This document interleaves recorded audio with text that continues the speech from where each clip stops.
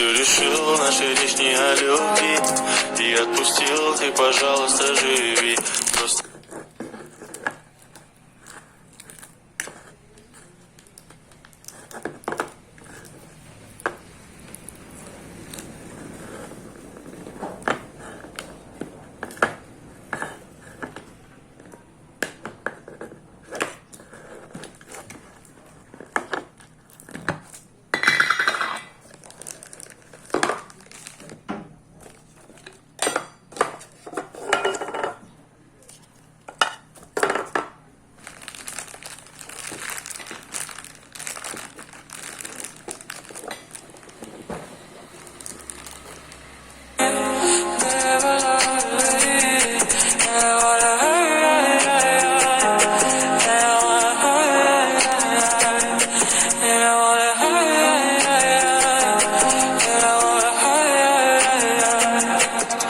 Теперь прошу, ты, пожалуйста, молчи, смотри в глаза и ничего